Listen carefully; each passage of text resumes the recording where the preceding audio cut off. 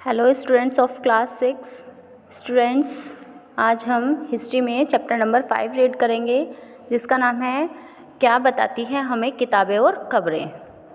बच्चों, पहले क्या होता था, किताबें नहीं होती थी। पहले जो बुद्धिमान लोग होते थे, पंडित लोग होते थे या फिर जो शिक्षा देने वाले ब्राह्मण लोग होते थे, वो वेदों से शिक्षा देते थे अपने शिष्यों को, सबको। एक जना बोलता था, दूसरा उसे सुनते थे, मतलब जो शिष्य होते थे। परंतु अब क्या होता है बच्चों, हर बुक को छापा गया है और बुक के ज़रिए हम पढ़ते हैं। ठीक है, आइए इस चैप्टर को रीड करते हैं। हम पढ़ते हैं पुस्तकालय में मैरी। पुस्तकालय क्या होता है बच्चों? लाइब्रेरी। जैसे ही घंटी बजी, शिक्षक ने छात्रों को अपने साथ आने को कहा, मतलब अंदर आने को कहा। आज वे पहली बार पुस्तकालय यानी लाइब्रेरी जा रहे थे। मैरी ने देखा कि पुस्तकालय उसकी कक्षा से काफ़ी बड़ा था और वहाँ किताबों से भरी हुई रैक रखी थी। कोने में एक अलमारी थी जो मोटी मोटी किताबों से भरी थी। मैरी को एक अलमारी खोलने की कोशिश करते देख शिक्षक ने कहा, उस अलमारी में अलग अलग धर्मों से जुड़ी हुई महत्वपूर्ण किताबें हैं। क्या तुम्हें मालूम है कि हमारे पास वेदों का भी एक संग्रह है, यानी कि वेद है। मैरी सोचने लगी, वेद हैं क्या? चलो पता लगाएं। अब इसमें वेद के बारे में हम पढ़ेंगे इस चैप्टर में बच्चों।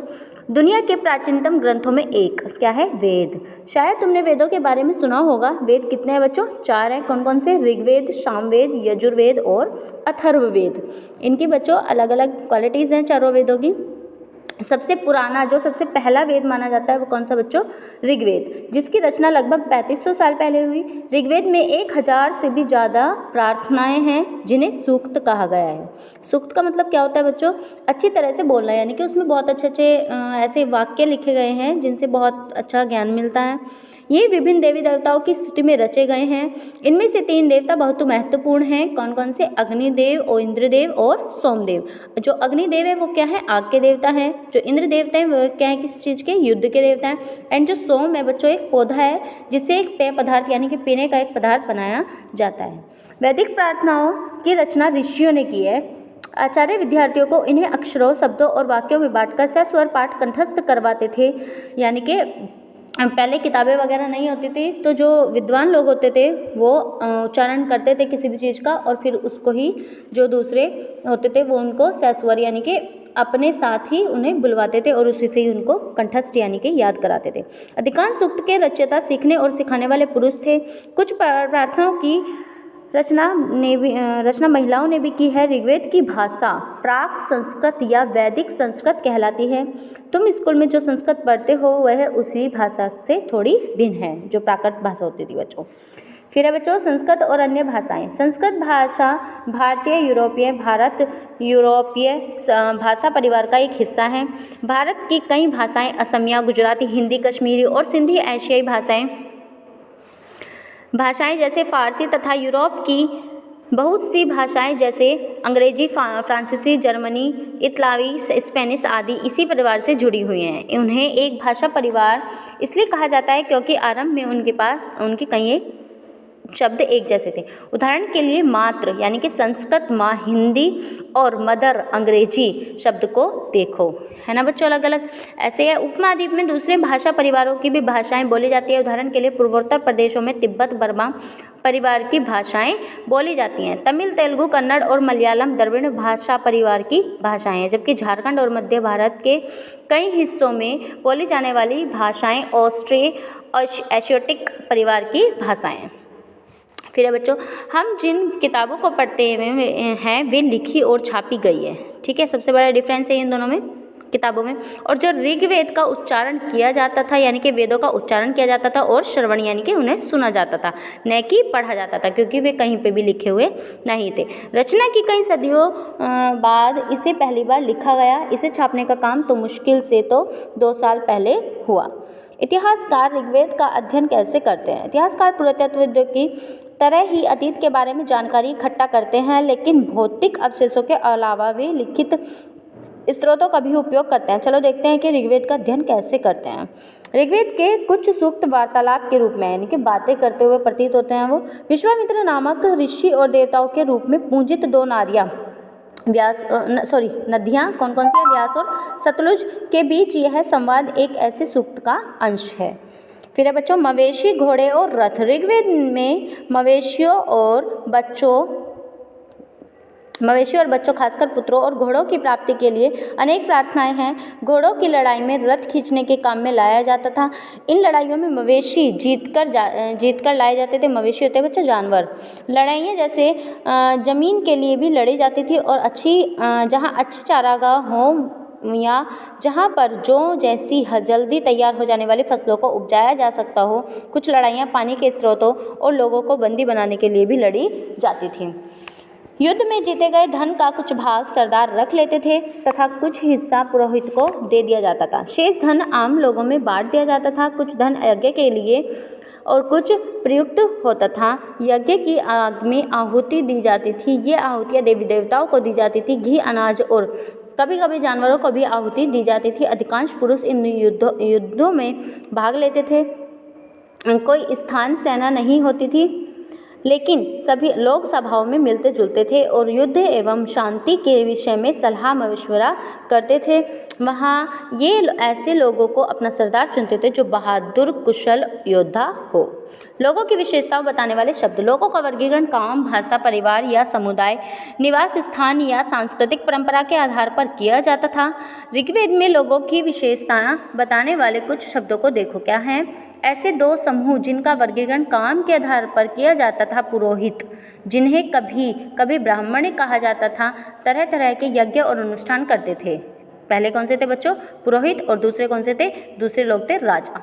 ठीक है, ये राजा वैसे नहीं थे जिनके बारे में तुम बाद में पढ़ोगे। ये न तो बड़ी राजधानियों को और महलों के में रहते थे, न इनके पास सेना थी और न ही ये कर वसूलते थे। प्राय राजा की मृत्यु के बाद उसका बेटा अपने ही शासक पर नहीं बन जाता था, जो इस वाले राजा की बात चल रही है बच्चों।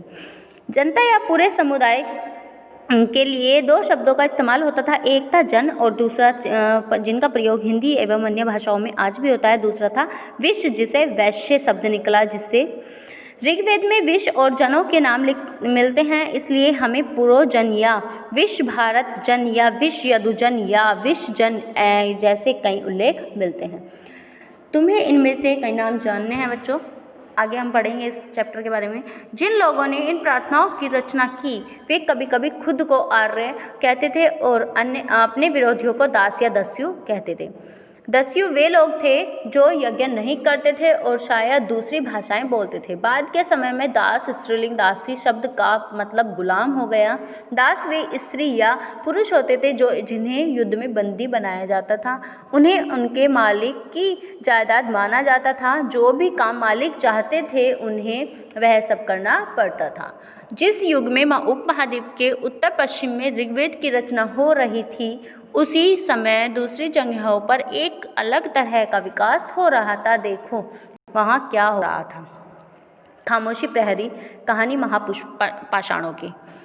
ये शिलाखंड महापाषाण यानी महा मतलब बड़ा, पाषाण मतलब पत्थर नाम से जाने जाते थे। ये पत्थर दफन करने के जगह पर लोगों द्वारा बड़े करीने से लगाए गए थे। महापाषाण कब्रें बनाने की प्रथा 3000 साल पहले शुरू हुई। यह प्रथा दक्कन, दक्षिण भारत, उत्तर पूर्वी भारत और कश्मीर में प्रचलित थी। कुछ महत्वपूर्ण महापाषाण पुरस्थल मानचित्र में भी दिखाए गए हैं। इसमें कुछ महापाषाण जमीन के ऊपर भी दिख जाते हैं, कुछ महापाषाण जमीन के भीतर भी दिखते हैं। कई पुरातत्वविदों को गोलाकार सजाए हुए पत्थर मिलते हैं। कई बार अकेला खड़ा हुआ पत्थर मिलता है। ये ही एकमात्र प्रमाण है जो जमीन के नीचे कब्रों को दर्शाते हैं। फिर है बच्चों, इन कब्रों को में कुछ समानताएं हैं। समानता है मृतकों को खास किस्म, ध्यान से देखेंगे, मिट्टी के बर्तन के साथ दफनाया जाता था। ये जिन्हें काले लाल मिट्टी के बर्तनों के नाम से जाना जाता है। इनके साथ ही मिले हैं लोहे के औजार, हथियार, घोड़ों के कंकाल, सामान तथा पत्थर। ये बच्चों क्या सोचते थे, जो मर जाते हैं लोग उनकी जो कब्र होती थी, यानी कि जब उन्हें दफनाया जाता था तो उनकी ना जो उन्हें पसंद होती थी चीज़ें वो भी उनके साथ दबाए जाते थे। कुछ मतलब खाने पीने की चीज़ें भी एंड कुछ कपड़े वगैरह भी उनके साथ रखे जाते थे। ये उनकी सोच थी कि उनके बाद उन्हें वहाँ पे भी ज़रूरत पड़ती है।